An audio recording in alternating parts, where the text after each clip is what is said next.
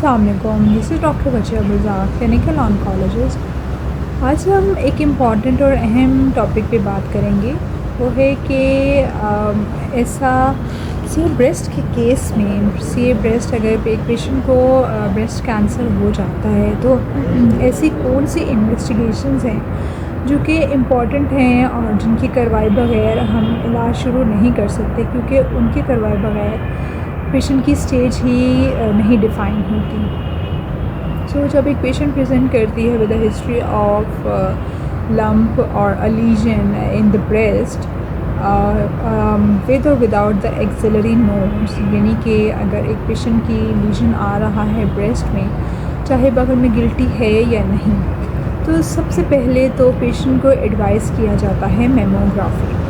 अब मेमोग्राफी एक ख़ास किस्म के छाती के एक्सरे होते हैं जो कि ख़ास किस्म की टेक्निक के अकॉर्डिंगली एक्वायर किए जाते हैं। अगर मेमोग्राफी पे पॉजिटिव फाइंडिंग आ जाए और बायराइड्स 4 ऑनवर्ड्स आ जाए, तो फिर उसके बाद फिर पेशेंट को ये एडवाइस किया जाता है कि वो अपनी छाती में जो गिल्टी है उसका और जो बगल में गिल्टी है उसका सुई वाला टेस्ट करवाएं। अब सुई वाला टेस्ट किस नौइयत का टेस्ट होता है? एक सुई वाला टेस्ट वो होता है कि जिसमें बहुत ही कम अमाउंट ऑफ चंक्स लिए जाते हैं गिल्टी के, उसे आम ज़ुबान में FNAC कहा जाता है। अब FNAC के बाद एक और सुई वाला टेस्ट डॉक्टर एडवाइस कर देता है, फिर पेशेंट परेशान हो जाता है कि मैं अभी तो सुई वाला टेस्ट करवा के आया हूँ और दोबारा से डॉक्टर ने मुझे सुई वाला टेस्ट एडवाइस कर दिया है। सो दूसरा वाला सुई वाला टेस्ट जो कि कोर बायोप्सी या फिर ट्रू कट बायोप्सी कहलाता है, उसकी इम्पॉर्टेंस ये है कि कुछ मार्कर्स हैं जो कि अप्लाई करने होते हैं in the case of the C breast. तो ऐसे केसेस में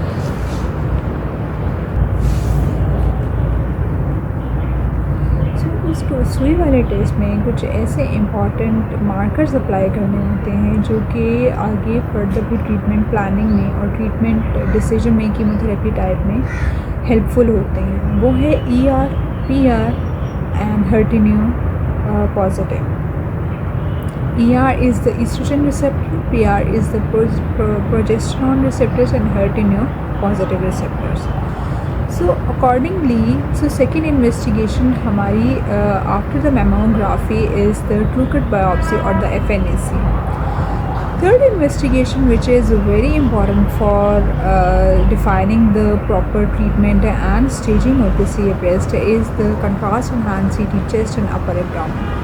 अब इसमें अपर एब्डोमेन की क्यों ज़रूरत है?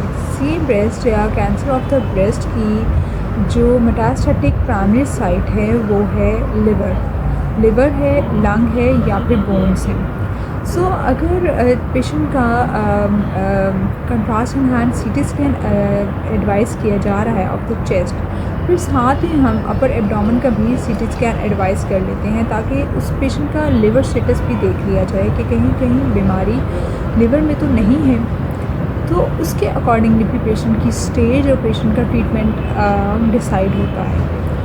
अब कुछ पेशेंट्स में डॉक्टर जो है वो बोन स्कैन भी एडवाइस कर देता है। वो कौन सी ऐसी कंडीशन है जिसमें कि बोन स्कैन की इंडिकेशन बनती है in the case of CA ब्रेस्ट? सो अगर पेशेंट प्रेजेंट कर रहा है with locally advanced disease and patient is pre menopausal, patient की एज जो है लेस दैन 40 ईयर्स है, तो फिर ऐसे केसेस में ये मस्ट होता है कि पेशेंट को डायस्टेटिक वर्कअप कंप्लीट किया जाए और बोन स्कैन भी एडवाइस किया जाए ताकि ये अंदाज़ा लगा लिया जाए और ये पता चला लिया जाए कि कहीं बीमारी बोन्स में तो नहीं गई हुई, हड्डियों में तो नहीं गई हुई। अगर बीमारी हड्डियों में चली जाए तो फिर ये ऑटोमेटिकली स्टेज 4 की डिज़ीज़ हो जाती है और फिर उसमें because of the new research and new treatment modalities, अब जैसे जैसे डिफरेंट मोडालिटीज़ आ गई हैं और नई रिसर्च के अकॉर्डिंगली फिर ट्रीटमेंट मोडालिटी डिफरेंट हो जाती है। कुछ पेशेंट्स में एक कीमोथेरेपी हम स्टार्ट करवाते हैं और कुछ पेशेंट में हम डुप्लेट यानी कि कम्बिनेशन ऑफ द 2 कीमोथेरेपी हम स्टार्ट करवाते हैं।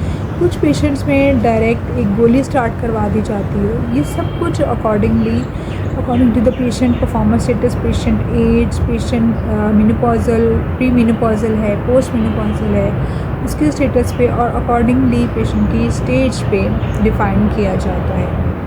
So this is all about my discussion today. I hope you like my video. If you have not subscribed, please subscribe. Thank you.